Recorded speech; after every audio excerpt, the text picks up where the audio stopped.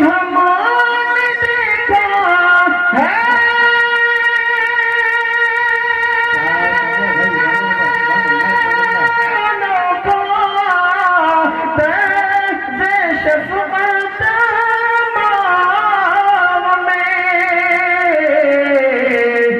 جب کبھی وہ میں ہوتی ہے بہت روتی ہے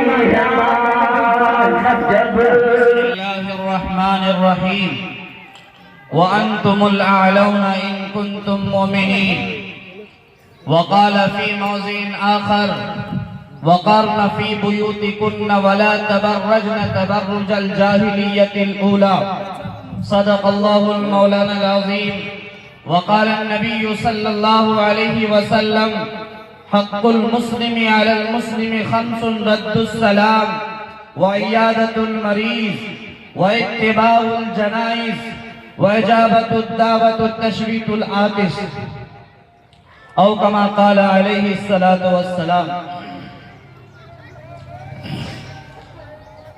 حضرات،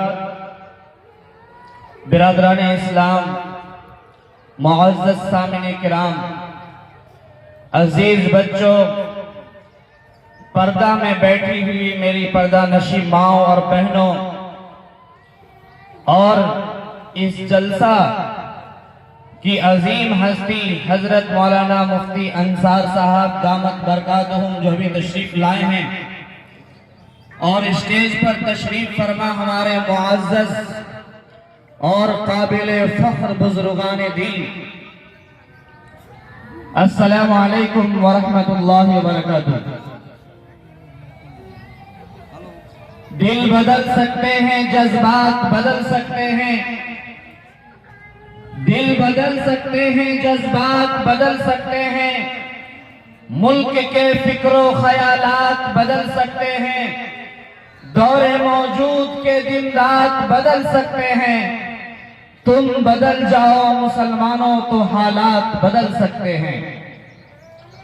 دہر کے پھول اپنے تھے، رات کی رانی ہماری تھی، دہر کے پھول اپنے تھے، رات کی رانی ہماری تھی، یہی وہ سرزمین ہے جس پہ سلطانی ہماری تھی، کسی آتنکوادی سنگٹھن کا سر نہیں اٹھا، کسی آتنکوادی سنگٹھن کا سر نہیں اٹھا، حدود ملک میں جب تک نگہبانی ہماری تھی۔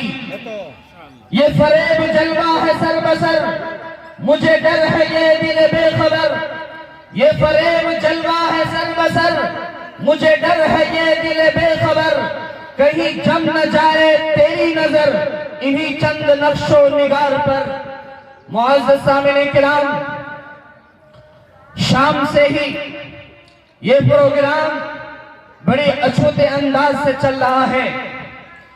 یہ بیٹ سنڈی کی تاریخی اجلاس ہے، جس اجلاس میں آپ سب نے ہمیں مدعو کیا ہے، اور اس غرض سے کیا ہے کہ یہاں کے ماحول بدلے، اس غرض سے کیا ہے کہ یہاں کے مسلمانوں میں اصلاح آئے، اس غرض سے کیا ہے کہ ہم لوگوں کی زندگی میں تبدیلی آئے، اس غرض سے کیا ہے کہ ہم مسلمان بن کر کے رہے، اس غرض سے کیا ہے کہ ہندوستان کی ابھی کے جو حالات ہیں بہت زیادہ گردش کر رہے ہیں، ایسے حالات کے اندر ہمیں کس طرح سے زندگی جینا چاہیے، جبکہ ہمارے حجاب پر پابندی کی باتیں ہو رہی ہے، ہمارے طلاقوں کے خلاف ہمارے طلاقوں کے خلاف فیصلے آ رہے ہیں، اور ہمارے مسلمانوں کی شناخت کو مٹانے کی کوششیں کی جا رہی ہے، بابری مسجد کو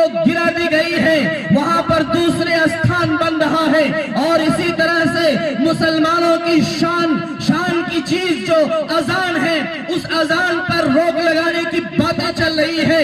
ایسے نازک اور پرفتن دور میں ہمیں کس طرح سے زندگی جینا چاہیے؟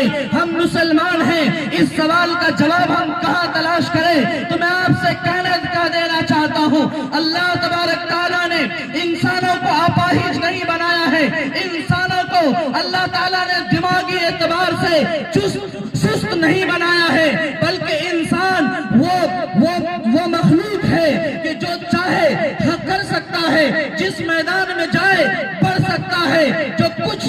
کرتا وہ کچھ نہیں کر پاتا، اور کوشش کرتا ہے تو ہر میدان میں آگے چلا جاتا ہے۔ برادران اسلام،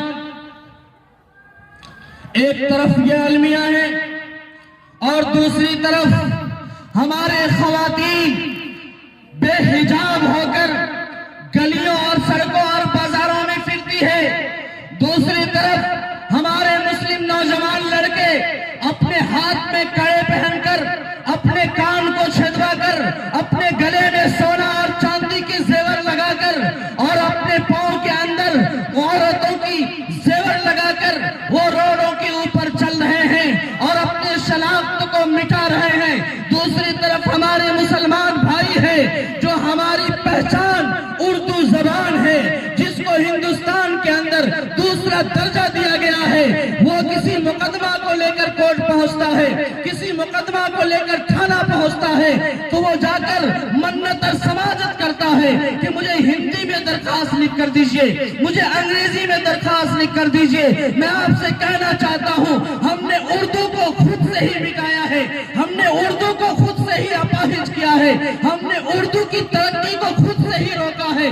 اگر ہر کام مسلمان اردو میں کرنا شروع کر دے، ہر چیز مسلمان اردو میں لکھنا شروع کر دے، تو سرکار مجبور ہوگی اس بات پر کہ ہر عدلیہ کے موڑ پر، ہر کورٹ کے ہر سیٹ کے اوپر اردو والے کو بحال کریں گے اور مسلمانوں کو اس میں آسانی ملے گی۔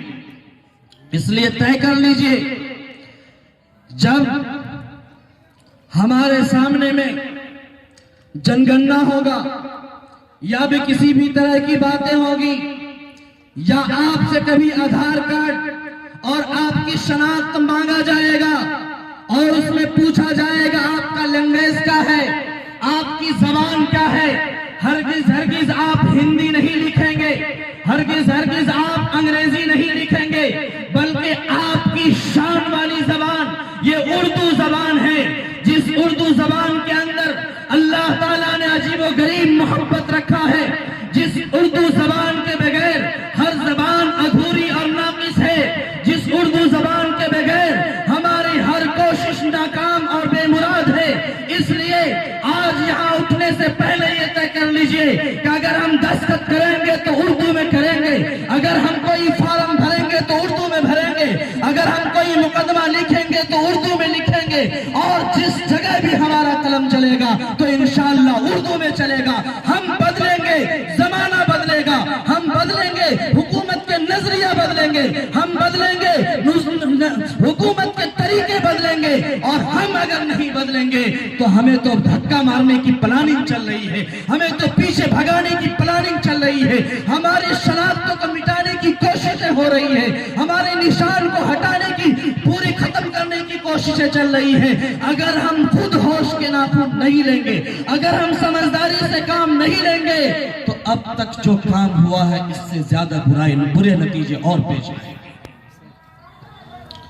آگے کا جو دور آنے والا ہے چونکہ وہ قرب قیامت کا ہے، اور جو زمانہ قریب جاتا جائے گا قیامت کا، برائی بڑھتی چلی جائے گی، لوگ برے ہوتے چلے جائیں گے، سماج میں انبن لڑائی جھگڑا ہوتا چلا جائے گا، اور پھر ہر برائی سماج میں جنم لے گی، کیونکہ اس روئے زمین پر جب قیامت برپا ہوگی تو وہاں نیک لوگ نہیں ہوں گے، وہاں ملنسار لوگ نہیں ہوں گے، محبت کرنے والے نہیں ہوں گے، متقی پرہیزگار نہیں ہوں گے، بلکہ گانا بجانے والا ہوگا، شادی میں ڈیمانڈ کرنے والا ہوگا، عورتیں بے حجاب ہوگی، اور مسلمان اپنے مسجد سے دور بھاگیں گے، مسلمان مدرسوں میں مدد نہیں کریں گے، مسلمان طالب علم سے نفرت کریں گے، مسلمان باحجاب عورتوں کو دھکے ماریں گے۔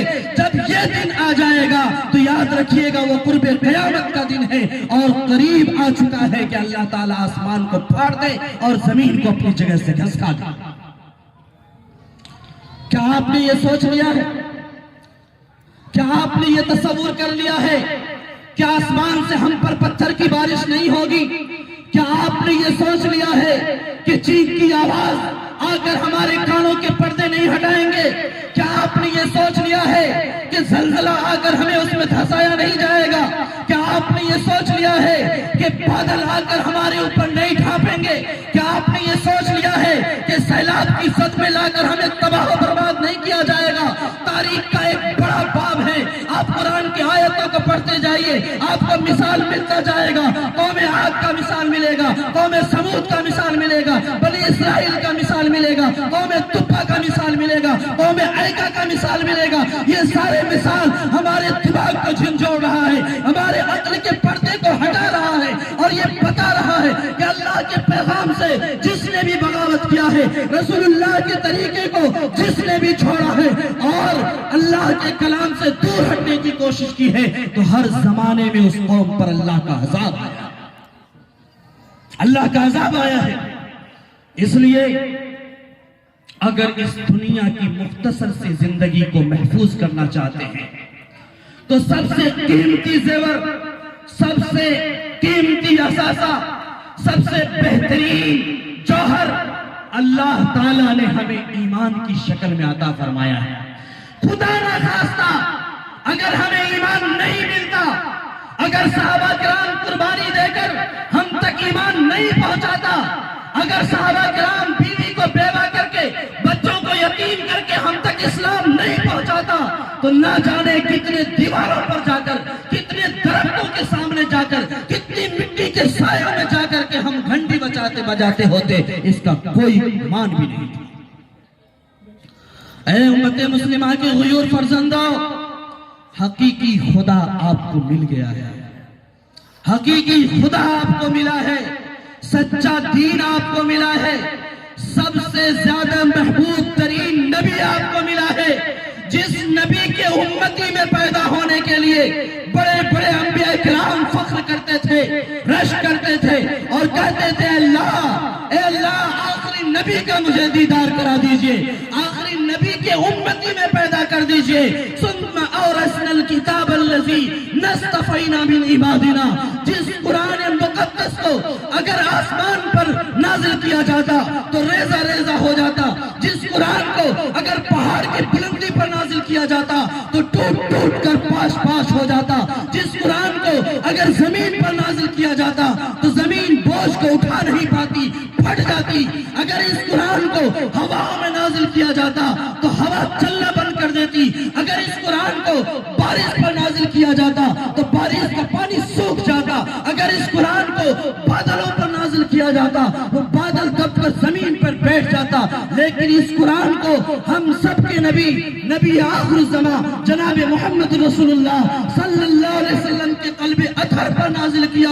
اس وقت کو یاد کیجئے جب آپ پر قرآن کا نزول ہو رہا تھا، آپ پسینے سے دب رہے تھے، آپ اونٹنی پر بیٹھے رہتے، اونٹنی دب جایا کرتا اور دب جاتی، اسی طرح سے گدھے پر سوار رہتے، گدھا جب دب جاتا، جب قرآن کا نزول بند ہوتا، آپ کے پسینے سے جسم بھرا ہوا ہوتا، آپ اٹھتے، صحابہ کو سلام کرتے اور کہتے آج اللہ کا یہ پیغام نازل ہوا ہے، جاؤ سارے صحابہ کو سناؤ، سارے ماں اور بہنوں کو سناؤ اور ان کو کہو اس لیے زمین کا سب سے قیمتی سرمایہ اگر کچھ ہے تو اللہ کا کلام ہے، اس کو یاد کریں، اس کے اوپر عمل کریں۔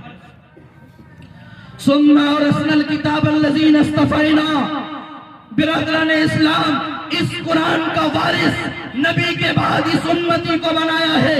نبی کا کام تھا قرآن کو پوری دنیا میں پہنچانا، نبی کا کام تھا دعوت کی آواز ایک ایک انسان کے کانوں تک پہنچانا۔ یہ قرآن صرف مسلمانوں کے لیے نازل نہیں ہوا، پوری دنیا کے انسانوں کے لیے نازل ہوا ہے۔ یہ قرآن پوری دنیا کے انسانوں کے لیے ھدی للمتقین کا اعلان کرتا ہے، جس کے دل میں اللہ کا ڈر ہوگا، جو راستہ تلاش کرے گا اسے ہدایت کا راستہ ملے گا، اسے سیدھا راستہ ملے گا، اور جس کو سیدھا راستہ مل گیا وہ ڈائریکٹ جنت کے اندر جائے گا اور جہنم کی گردش سے وہ بچ جائے گا۔ اسی قرآن کا وارث اللہ نے ہم سب کو بنایا ہے۔ اگر ہم وارث ہیں، حقیقی وارث بننا چاہتے ہیں تو کان کھول کر کے سن لیجئے اور دل میں گرہ باندھ لیجئے کہ نبی کا جو کام تھا قرآن کے سلسلے میں وہی کام ہم سب کا بھی ہے۔ سب سے پہلی ذمہ داری ہے کہ آپ میں سے ہر آدمی کو قرآن کی تلاوت کرنے آنی چاہیے، ہر آدمی کو قرآن پڑھنے آنا چاہیے، قرآن سمجھنے آنا چاہیے۔ چاہیے، قرآن پر عمل کرنا چاہیے، کیونکہ اگر ہم قرآن پر عمل نہیں کر رہے ہیں، قرآن کے دستور پر عمل نہیں کر رہے ہیں، قرآن پڑھنا نہیں جان رہے ہیں، تو حقیقت میں اس قرآن کا ہم وارث نہیں بن سکتے۔ برادران اسلام، آپ کی توجہ ادھر ادھر ہٹ رہا ہے، لگتا ہے آپ لوگ مٹھائی کھانے کے لیے لگے ہوئے ہیں۔ پوری زندگی ہمارے سونے میں گزر گئی، پوری زندگی ہماری کھیت جوتنے میں گزر گئی، پوری زندگی ہماری مکان بنانے میں گزر گئی، پوری زندگی ہماری اولاد کی آؤ بھگتی میں گزر گئی۔ میں آپ سے پوچھنا چاہتا ہوں، اسلام کا جو پیغام آپ تک پہنچا تھا اس کے بارے میں آپ نے کیا عمل کیا ہے؟ قرآن کا جو پیغام آپ تک پہنچا ہے اس کو پھیلانے کے لیے آپ نے کون سا حق ادا کیا ہے؟ اگر کیا ہے تو ذہن نصیب آپ پر جان نشاور ہے، اگر نہیں کیا ہے کل قیامت کے دن آپ کو اللہ کے سامنے کھڑا ہونا پڑے گا۔ اللہ کے نبی جناب محمد رسول اللہ صلی اللہ علیہ وسلم فرمائیں گے، یا رب ان قوم اتخذوا ھذا القرآن مہجورا۔ جب ہم لوگ نبی سے ملنے جا رہے ہوں گے، محبت سے جا رہے ہوں گے، شوق سے جا رہے ہوں گے کہ آج آخری دیدار ہو جائے گا، کیونکہ دنیا میں دیدار نہیں ہوا تھا، آج ملاقات ہوگی۔ اس وقت شہنشاہ کونین جناب محمد رسول اللہ صلی اللہ علیہ وسلم فرمائیں گے کہ یہی میری امتی ہے جنہوں نے قرآن کو چھوڑ دیا تھا۔ السلام علیکم۔ ہمارے مفتی صاحب تشریف لے آئے ہیں، وقت اب نہیں ہے، کیونکہ جب جلسہ کے ہیڈ آ جاتے ہیں، صدارت جن کے زیر سایہ ہوتا ہے، اور وہ جب اسٹیج پر تشریف لاتے ہیں تو حق بنتا ہے کہ مقرر کو اپنا مائک چھوڑ دیں، چونکہ وقت پر دعا ہوگی۔ حضرت کا کہنا ہے تقریر کیجئے، اور آپ لوگ پتہ نہیں سننا چاہتے ہیں کہ نہیں۔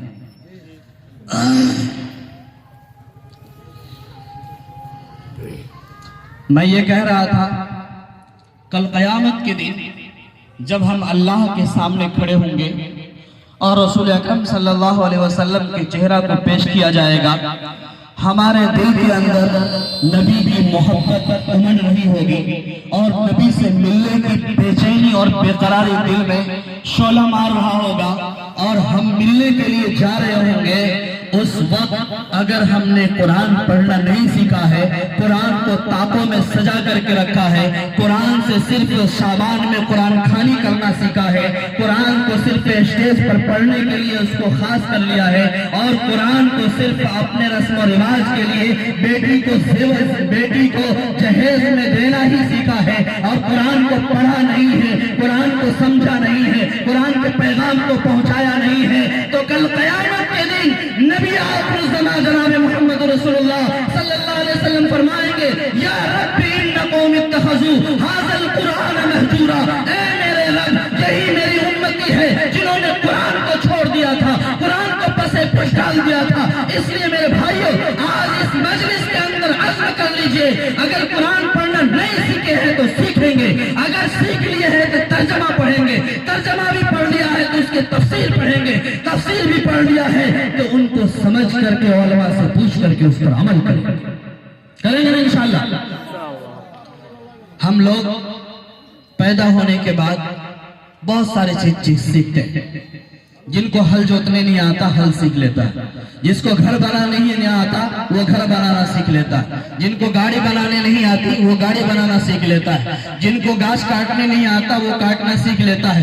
ہر کام انسان جو سیکھنا چاہے وہ سیکھ سکتا ہے، منتہائے نظر تک سمندر ہو اور اس میں طغیانی مارنے والا پانی ہو، اس پانی میں بھی آدمی تیر کر نکل جاتا ہے، کیونکہ اس پانی کے تیراک بڑا ماہر ہوتا ہے۔ لیکن بڑا المیہ یہ ہے، بڑی شرم کی بات یہ ہے کہ 70 سال ہماری عمریں ہو جاتی ہے، 80 سال کی عمریں ہو جاتی ہے، مسجد میں نماز پڑھنے کے لیے آتے ہیں، امام پوچھتے ہیں 4 سورہ یاد ہے، امام پوچھتے ہیں 2 رکعت نماز پڑھنے میں آپ کون کون سی سورہ پڑھتے ہیں، تو افسوس کے کہتے ہیں کہ ہم قرآن پڑھنا نہیں جانتے۔ قرآن پڑھنا نہیں جانتے تو جانے کیا؟ सीखे जिस चीज के लिए अल्लाह ने दुनिया में पैदा किया, जिसके लिए अक्ल शौर दिया, जिस चीज के लिए आंखों में रोशनी दी, जिस चीज के लिए हाथ में ताकत दिया, जिस चीज के लिए पांव के अंदर लियाकत और सलाहियत दी, वही काम हम नहीं कर रहे हैं, बाकी दुनिया के सारे काम कर रहे हैं। कर रहे हैं कि नहीं कर रहे? एक है इंसान, कुल 18,000 मखलूक को तकरीबन अल्लाह ताला ने पैदा किया है। 18,000 मखलूक में एक इंसान है जो पैसा कमाने के लिए दर दर ठोकर खाता है, न दिन को दिन समझता, न रात को रात समझता है। बाकी और कोई मखलूक है बताइए, उसको देखे कभी काम करके पैसा लेते हुए? कुत्ता हो, बिल्ली हो, जानवर हो, भैंस हो, गाय हो, हवा हो, चरिंद हो, परिंद हो, समुंदर हो, कुछ भी हो, 18,000 मखलूकों में इंसान के अलावा किसी को कमाते हुए आपने देखा है? पैसा लेते हुए देखा है? नहीं लेता है। सबका पेट भर रहा है, और ये कमाने वाला, पैसा कमाने वाला मुसलमान इंसान का पेट क्यों नहीं भर रहा है? क्यों नहीं भर रहा है?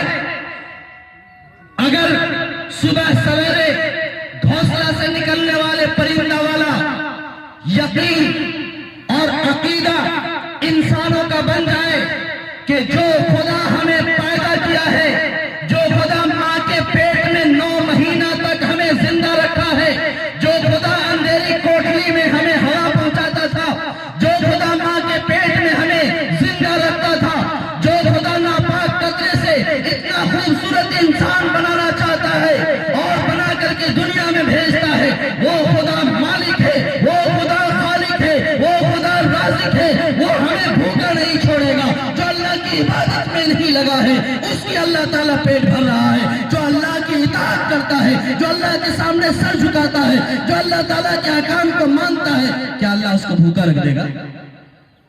अल्लाह उसको भूखा रखेगा? नहीं रखेगा। जब अल्लाह नहीं रखेगा तो फिर मस्जिद में अजान होती है तो नमाज पढ़ने क्यों नहीं जाते? जब अल्लाह भूखा नहीं रखेगा तो शादी होती है तो जहेज में भीख क्यों मांगते हैं? जब अल्लाह भूखा नहीं रखता है तो जब आप बूढ़े माँ बाप की खिदमत क्यों नहीं करते हैं? जब अल्लाह ताला भूखा नहीं रखता है तो फिर अल्लाह वालों से मोहब्बत क्यों नहीं करते हैं? नबी के लिए सहाबा ने जान दिया। तारीख याद है ना आपको? मक्का से मदीना हिजरत करके आप गए, मदीना के एक एक फर्द के अंदर ये शौक था, ये जज्बा था कि आप सल्लल्लाहु अलैहि वसल्लम हमारे घर में तशरीफ फरमाएं, हमारे घर में मेहमान हो। क्या हम में से हर एक के दिल के अंदर ये तमन्ना मचलता है कि हमारे बस्ती में जो आलिम आएगा हम उनसे मुसाफा करेंगे, हम उनको अपने घर मेहमान रखेंगे, हम उनसे मोहब्बत करते हैं? मेरे भाइयों, कुरान के अंदर जो जुज़दार दिया जाता है, आदमी कुरान की जो इज्जत करता है जुज़दार की भी वही इज्जत करता है। कुरान को जिस लिहाज पर रखा जाता है, कुरान की जिस तरह से इज्जत करता है, उस पर रखे हुए लिहाज का भी इज्जत करता है। इस कुरान का हामिल उलमाए किराम है, लिहाजा जिस तरह से आप कुरान की इज्जत करते हैं, कुरान को अपने ऊपर रखते हैं, इसी तरह से आप उलमाए किराम की भी इज्जत कीजिए और अपने उलमा को इज्जत दीजिए। उलमा से ताल्लुक कटता जा रहा है और बड़ी प्लानिंग चल रही है, बड़ी प्लानिंग चल रही है कि उलमा की मोहब्बत अवाम के दिलों से निकाल दिया जाए, उलमा की मोहब्बत अवाम के दिलों से निकाल दिया जाए, उलमा से रब्त अवाम को काट दिया जाए। इसलिए उलमा को कभी दहशतगर्द बनाकर पेश किया जाता है, उलमा को कभी जिहादी बनाकर पेश किया जाता है, उलमा को कभी अल-कायदा बनाकर पेश किया जाता है, अल-कायदा को उलमा को कभी लश्कर तैयबा बनाकर पेश किया जाता है, और उसके बाद स्क्रीन पर डाला जाता है कि ये मुजाहिद है, ये गुंडा है, ये गद्दार है, ये मुल्क का बागी है, ये मुल्क के साथ नाइंसाफी करने वाला है। हम और आप भोले भाले इंसान है, उस पर यकीन करते हैं। बोलने नहीं दिया जाता है कि आप मुजरिम है या मुजरिम नहीं। चेहरा पेश करेगा और कहानी अपना सुनाएगा, चेहरा किसी और का पेश किया जाता है, और जो मजमून बना के रखा है मीडिया वाले, वो अपना मजमून पेश करता है। देखें किसी मुजरिम को आज तक साबित करते हुए? ان سے پوچھتے ہوئے یا حقیقی ذرائع سے یہ معلوم ہو گیا ہو کہ حقیقت میں ہی مجرم ہے، کہیں کچھ بھی ہو جائے 10 مسلمان کو پکڑو اور اس کو جیل میں ڈال دو۔ سب سے پہلا نشانہ مسلمان ہوتا ہے، انہی کا آدمی جا کر مندر میں گوشت رکھتا ہے اور پورے بستی کو، مسلم کے بستی کو جلا دیا جاتا ہے۔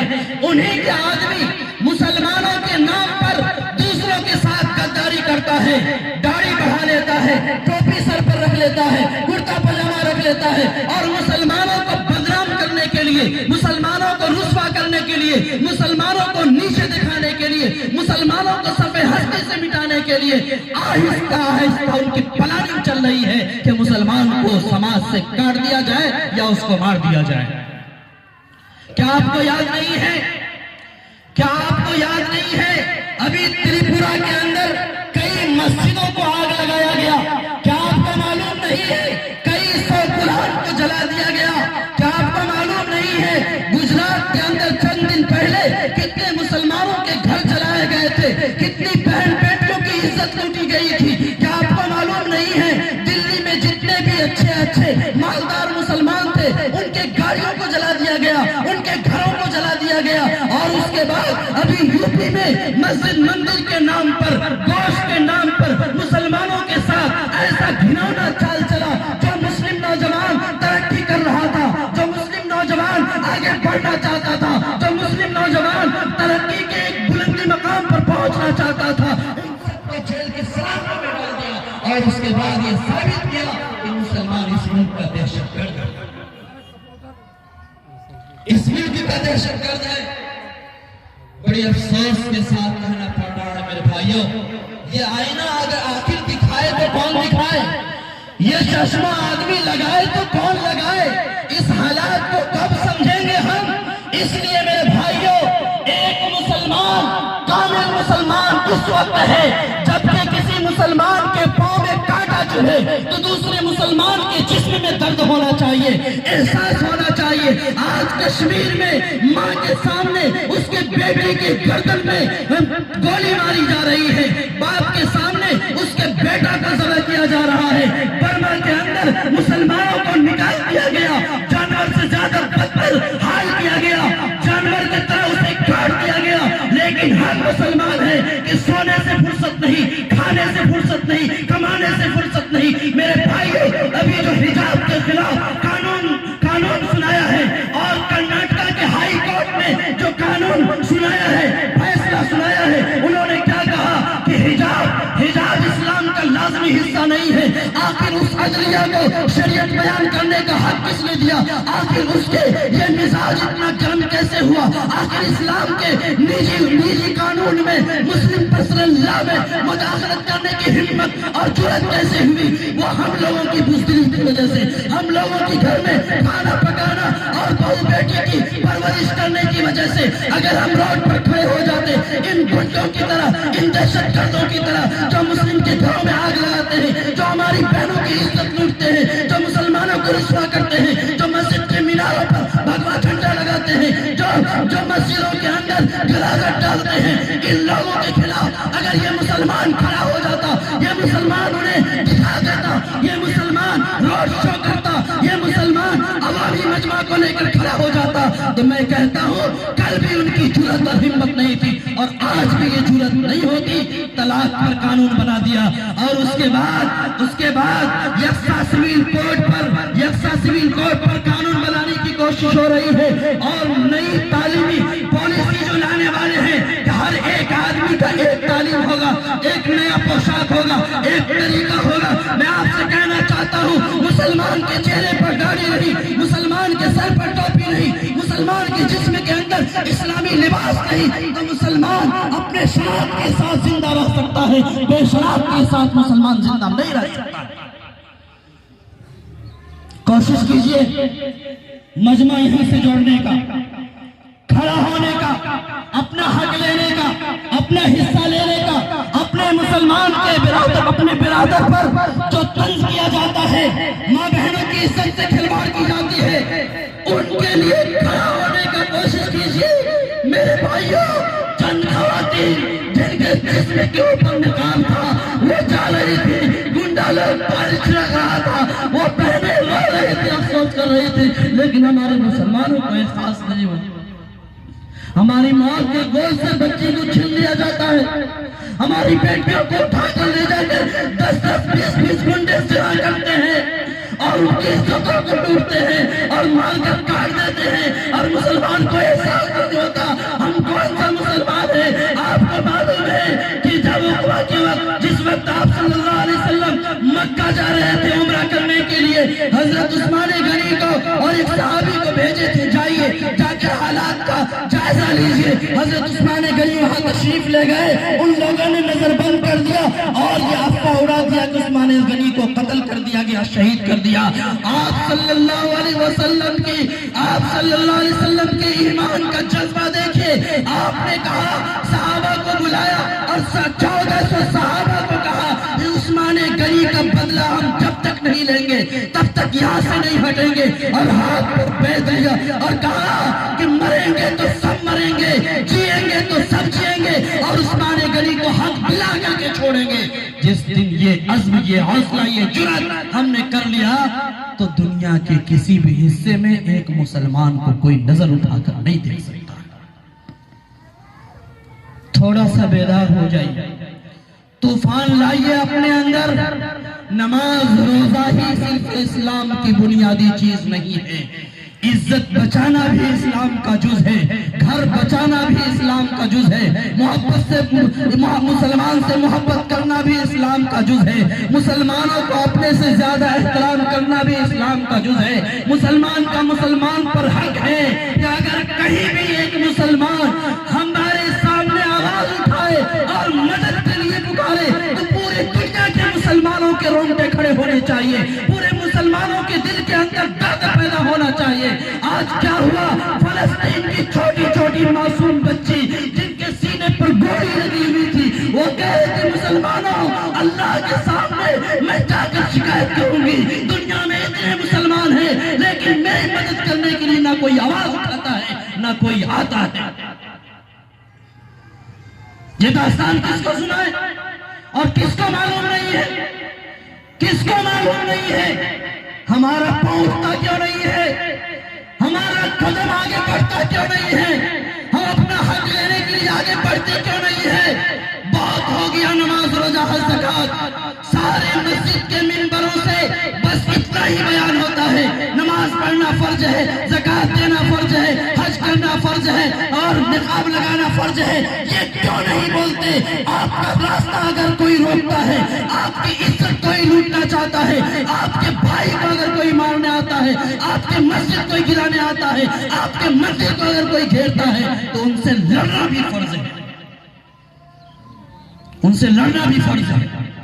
ہم کسی کو مارنے نہیں جاتے، ہم کسی کی برائی بیان نہیں کرتے، ہم کسی مندر میں جا کر اللہ اکبر کے نعرے نہیں لگاتے، ہم کسی مندر کو نہیں جاتے، کیونکہ جس طرح سے ہمارے مسجد محترم ہے ان کی نظر میں مندر بھی محترم ہے، ہم اس کی بھی عزت کرتے ہیں۔ لیکن یہ دوہرا رویہ کیوں؟ یہ دوہرا رویہ کیوں؟ جب ہم نہیں جاتے ہیں کرنے کے لیے، جب ہم کسی غیر مسلم کو پکڑ کر اللہ اکبر کا نعرہ لگوانے پر مجبور نہیں کرتے ہیں، ہم ان کی لنچنگ نہیں کرتے ہیں، ہم اس کو مارتے نہیں ہیں، ہم اس کو قتل نہیں کرتے ہیں، ہم ان کے ساتھ شرارت نہیں کرتے ہیں، ہندو کی بہنوں کو اور ان کی ماں کی اور ان کی بیٹیوں کی ہم عزت کرتے ہیں، تو وہ ہماری بہنوں کی عزت کیوں نہیں کرتے؟ یہ دھاندلی ہے، یہ دھاندلی ہے، یہ گنڈا گردی ہے، اور یہ گنڈا گردی کا موقع ہم لوگوں کی سونے کی وجہ سے ان کو ملا ہے۔ سہمت ہے آپ لوگ؟ نہیں ہے؟ صحیح بات ہے۔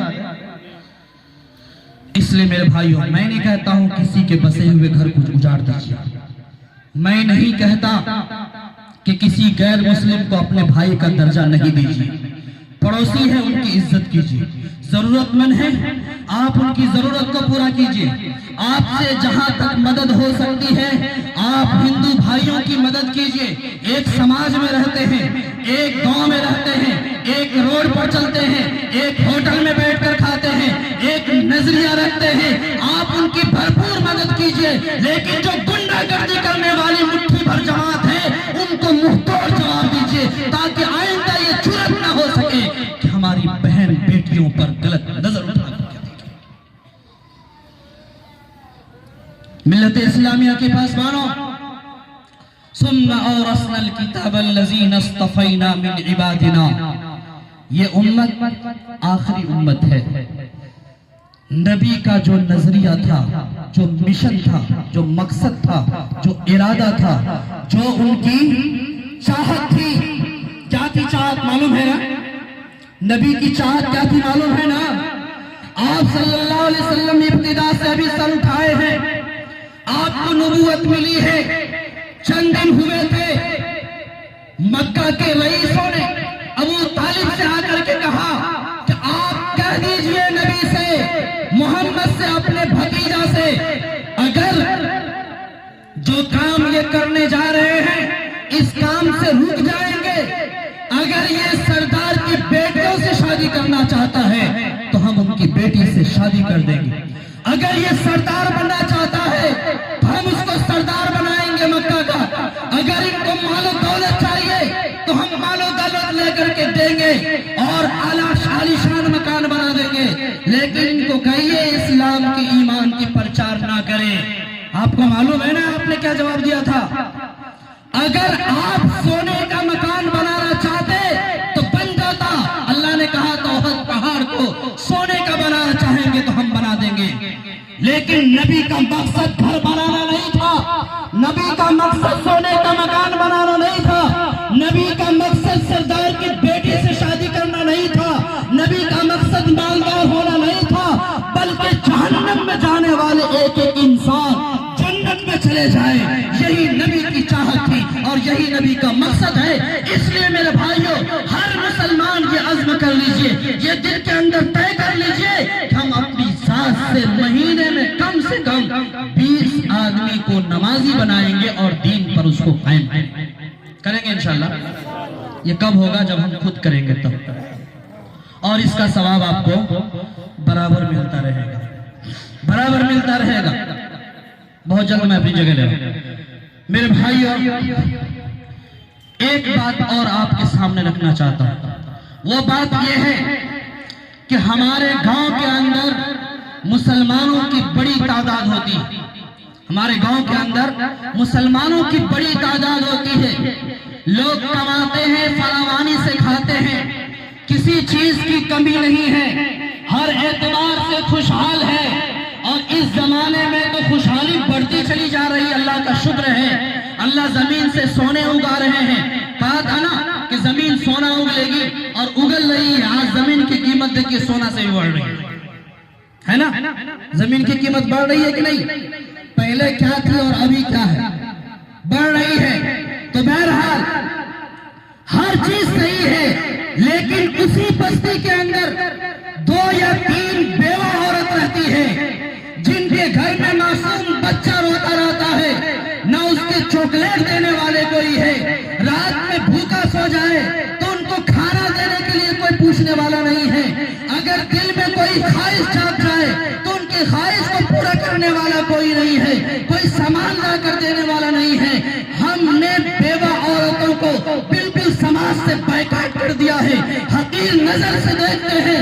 नबी आखिर ज़मा जनाब मोहम्मद रसूलुल्लाह सल्लल्लाहु अलैहि वसल्लम के जमाने में बेवा औरतों से लोग घिन महसूस करते थे, समाज से उनको काट देते थे, गांव से भगा देते थे। आपने 40 साल की खातून हजरत खदीजतुल कुबरा रज़ी अल्लाह तआला अन्हा से पहली शादी किया और उम्मत को बताया कि बेवा औरत तुम्हारी माँ है, तुम उनके सर पर इज्जत का हाथ रखो, तुम उनकी खिदमत करो, तुम उनसे तुम दुआ लो और उनको तुम अच्छा मकाम दो। मेरे भाइयों, अल्लाह ने आपको माल दिया है तो उस माल को थोड़ा सा हिस्सा बेवा के लिए निकालिए। अगर उनका बच्चा है तो उनके तालीम के लिए लगा दीजिए। हो सकता है यही अच्छा अमल कब्र में आपके निजात के लिए काफी हो जाए, आपके निजात के लिए काफी हो जाए। ढूंढ ढूंढ करके ये काम कीजिए। बाइज्जत खातून ऐसी होती है جو ہاتھ پھیلانا کسی کے سامنے گوارا نہیں کرتی ہے. ہمارا جامع مسجد بیرپور کے بالکل سامنے آفتاب نام کا ایک لڑکا تھا. جب وہ زندہ تھا تو بڑی خوشحالی سے زندگی گزارتا تھا. گاڑی تھی, بہترین خواہش سے مکان بنایا تھا. اچانک ان کا انتقال ہو گیا. 2-3 سال کے بعد ان کی بیوی بہت زیادہ مجبور ہو گئی. چوڑی اٹھا کر جانے لگی وہ بیچنے کے لیے. بازاروں میں بیٹھنے لگی. جو اپنے قدم کبھی گھر سے باہر نہیں نکالتی تھی وہ چوڑی پہن چوڑی بیچنے کے لیے جانے لگی. ہم نے مسجد میں للکار کر مسلمانوں سے کہا, پوری بستی مل کر ایک بیوہ عورت کی اگر آپ کفالت نہیں کرتے ہیں تو مسلمان کے نام پر دھبتا ہے, آپ کی عزت کے نام پر دھبتا ہے. لہٰذا لوگوں نے پلاننگ کیا اور مہینے میں کچھ پیسے جمع کرنے لگے. ان کے گھر پیسہ پہنچانے لگا. ماشاءاللہ باعزت ہو کر گھر میں وہ رہتی ہے اور بچوں کی پرورش کر. ہر آدمی یہ کام کیجیے, یہ کرنے کی چیز, یہ کرنے کی چیز ہے. شادی بیاہ میں پنڈال میں تو ایسے ہی اناپ شناپ لوگ پیسے باہر ہیں. جہاں حقیقت میں آپ کا پیسہ لگنا چاہیے, جہاں حقیقت میں آپ کو اجر ملے گا وہاں کیجیے. میرے بھائیوں, ایک بہت بڑا مجمع خواتین کی ہے, خواتین کی ہے. میں مفتی انصار صاحب سے کہوں گا کہ خواتین پر کسی نے بھی کلام نہیں کیا. مفتی جاوید صاحب شادی بیاہ کے موضوع پہ تھوڑی سی مختصر بات کیے تھے. آپ کی جو قیمتی نصیحت ہوگی انشاءاللہ خواتین کو آپ یاد رکھیں گے.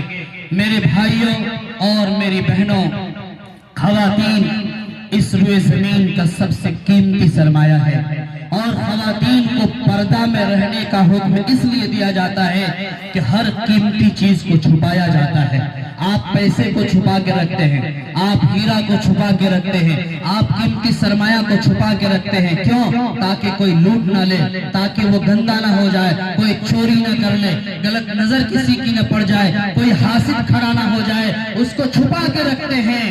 اس روئے زمین کا سب سے قیمتی زیور, سب سے قیمتی ہستی عورت کی ذات ہے. اور وہی عورت آج اتنا زیادہ رسوا ہو گئی ہے, اتنا زیادہ رسوا ہو گئی ہے کہ ماں باپ کے گھر میں جب ناز و نعمت سے پڑی رہتی ہے اور اس کے بعد جب شادی ہو کر رخصتی ہونے والی ہوتی ہے تو گھر کا کوئی فرد ایسا نہیں جس کا دل نہیں پھٹتا ہو. وہ ودا ہو کر کے جانے والی ہے, گھر چھوڑنے والی ہے, ماں باپ کو چھوڑنے والی ہے, بھائی رشتہ دار کو چھوڑنے والی ہے. 18, 17 اور 20 سال تک وہ گھر میں رہی, اب وہ اپنے گھر کو چھوڑ کر جا رہی ہے. سب کے آنکھوں میں آنسو ہوتا ہے.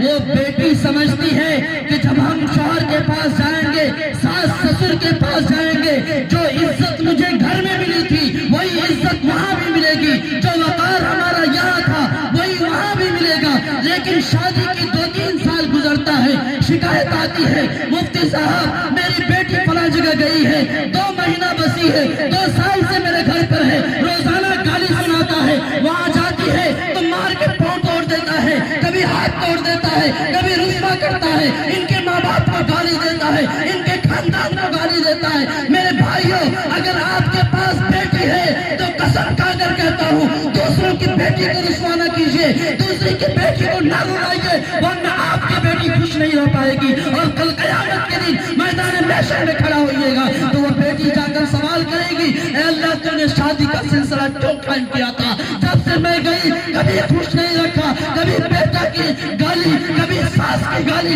کبھی سسر کی گالی, ہر طرف سے لوگ پریشان کرتے رہے, کبھی خوش ہو کر زندگی نہیں گزاری. 2-3 دن کھانا نہیں کھاتی ہے, شرم کماتے منہ چھپاتی ہے, اور کبھی کہہ دے میں میکے جانا چاہتی ہوں تو نہیں جا سکتی ہو. تم کو شادی کر کے لائے ہیں, غلام بنا کر کے نہیں لائے, خرید کے نہیں لائے, بلکہ ان کا حق ہے. ماں باپ کی یہاں بھی, آپ کی یہاں بھی, وہ جب میکے جانا چاہے تو ان کے جذبات کو ٹھیس نہ پہنچائیے, ان کو رسوا نہ کیجیے, بلکہ ان کو جانے دیجیے, خوشحالی سے جانے دیجیے. بیٹی کی عزت کیجیے. زمانے جاہلیت میں بیٹی کو زندہ دفن کیا جاتا تھا, آج پیدا ہونے سے پہلے پیٹ سے ہی ساقط کرا دیا جاتا ہے. کیوں؟ بیٹی ہونے والی ہے, بیٹی سے نفرت کیا جاتا ہے. میرے بھائیوں, بیٹی بھی اللہ کی نعمت, بیٹا بھی اللہ کی نعمت. بیٹا سے زیادہ عزت کرنے والی ماں ہوتی ہے جو اپنے گھر کو سنوارتی ہے, ماں باپ کی خدمت کرتی ہے, گھر کو خوشگوار بناتی ہے. اور ہر اعتبار سے وہ گھر کے لیے اپنی آخری سانس لگا دیتی ہے۔ میرے بھائیوں، پھر میں آخر میں یہ شعر پڑھ کے اپنی جگہ لیتا ہوں، چونکہ آخری مقتری سب سے بڑی ہستی آپ کے سامنے موجود ہے، میں زیادہ دیر حائل ہونا نہیں چاہتا ہوں۔